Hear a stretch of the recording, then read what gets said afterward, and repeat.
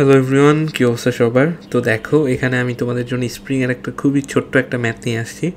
এখানে ম্যাথটাই বলছে কি যে এখানে যদি তোমার একটা দেয়ালের সাথে স্প্রিং লাগানো অবস্থায় থাকে, এই ব্লকটার ওয়েট যদি 5 কেজি হয়, তাইলে কতটুক সংকোচন করলে এইখানে এভিটা 10 মিটার পার সেকেন্ড হবে আর কি, তাই না?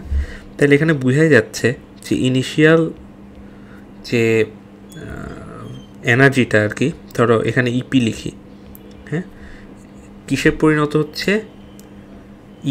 কেতে পরিণত হচ্ছে। কিভাবে?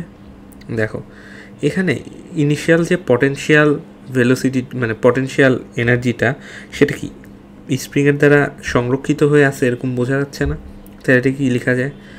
হাফ কে এক্স স্কোয়ার লেখা যায় না?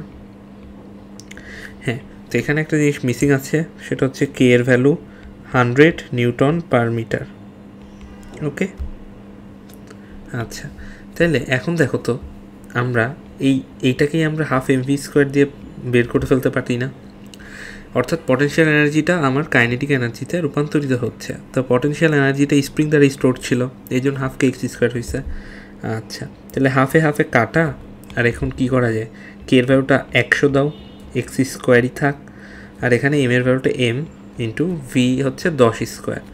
একটা জিনিস খুব ভালো মতো দেখতেছো, সেটা কি বলো তো? সেটা হচ্ছে আমার এই 100 আর 10 স্কোয়ার তো কাটা যায়, তার মানে এক্স স্কোয়ার ইকুয়ালস টু 5 থাকে। তাহলে এক্স হচ্ছে √5 মিটার। অর্থাৎ আমি বলতে চাচ্ছি, এইটা যদি আদি মানে নর্মাল স্প্রিংয়ের লেন্থ হয়, এইটাকে আমি যদি 5 মানে √5 মিটার এইদিকে নিয়ে আসতে পারি সংকোচন করে, তাইলেই আমার কি এই ভেলোসিটিটা জেনারেট করা পসিবল হবে। তো এই টাইপের ছোট্ট ছোট্ট ম্যাথগুলা কলেজে অ্যাডমিশন বা অনেক সময় সিকিউ এর নাম্বারেও অনেক সময় আসে। তো তোমরা এটা দেখতে পারো, ঠিক আছে? সামনে এরকম আরও ভিডিও নিয়ে আমি আসবো। আল্লাহ হাফেজ।